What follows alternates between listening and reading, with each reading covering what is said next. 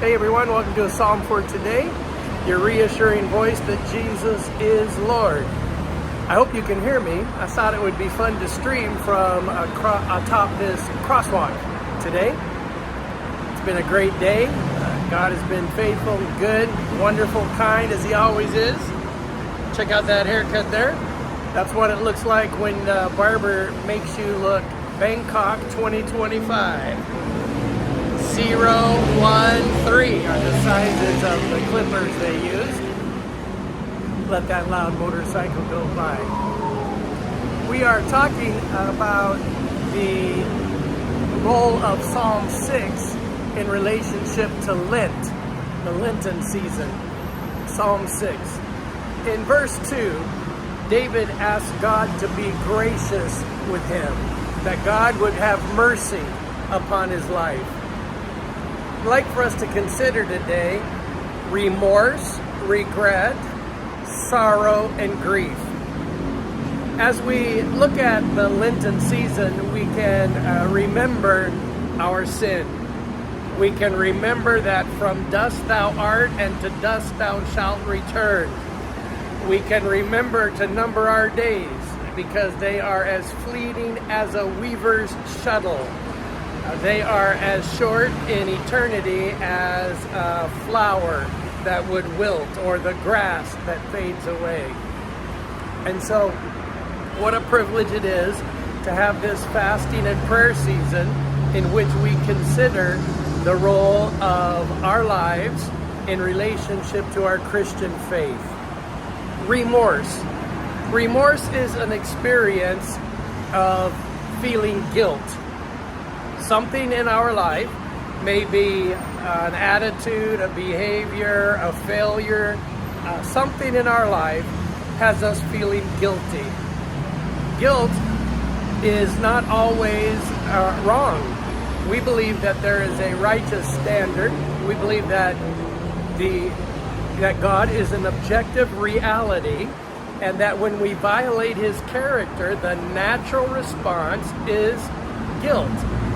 Guilt leads us to being remorseful for our choices, remorseful for not being who we know we should be, remorseful for actions that have wounded others. We come today to this Lenten devotional and remind ourselves of the role of remorse. It may be that today you have a sense of guilt that you can't shake. I would like to remind you that on the cross, our Lord Jesus took our guilt. Your guilt, when it's confessed, is moved from you to Jesus, and it is removed. Your guilt is removed through the work of Jesus on the cross. It's not removed by psychological therapy. It's not removed by counseling, although that can help us come to a place of feeling guilt and feeling remorse and returning our prayer for forgiveness to God. So if you have a sense of remorse today, we can join David and say, God, do not show your anger toward me. Do not show your discipline in your wrath, but be merciful to me. Show your grace to me as I struggle with remorse. Regret is not a sense of guilt. Regret is wishing that you had made a different decision. Regret is wishing that you had a different life experience than you have. Whereas remorse is carried by Jesus on the cross, regret may not be a sin that is necessary for Christ to carry. You might regret not going to Bible study. You might regret not taking a certain class. You might regret not working out. Sometimes those things are sin, but often they are the regrets of our life. Perhaps you married somebody that turned out to be a difficult marriage, and you regret marrying that person. Regret is also addressed by the mercy of God. Lord, in my regret, in my desire that I wish you had allowed life to come to me different, or I had made better choices, I present my regret to you. I thank you that you carry, as it were, my regret, casting all your cares upon him, for he cares for you. Sorrow is an overarching term for an emotion that is one of sadness. It is one of short of grief, but in the same family. Sorrow and grief are in the same family of emotions. It might be today that you are sorrowing. It may be that there is an overarching sorrow about your life. I would like to encourage you to know that Jesus carries our sorrow on the cross as well. And the chastisement of our peace was upon him, and by his stripes we are healed. Your sorrow is on him, and his peace is on you when you trust in Jesus for salvation. Grief is intended to be a specific response to loss.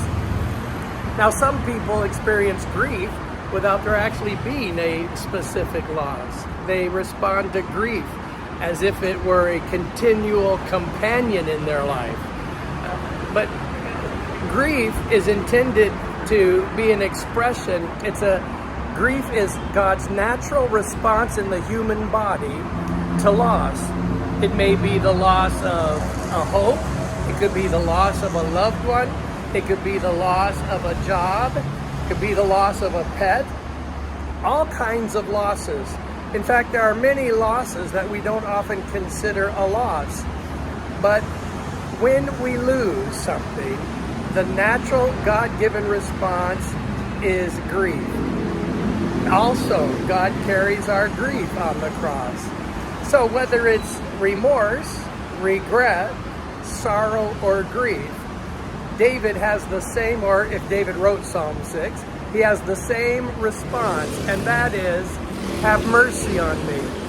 Have mercy on me. Tomorrow we will dive into remorse, regret, grief, and sorrow in Psalm 6 a little further.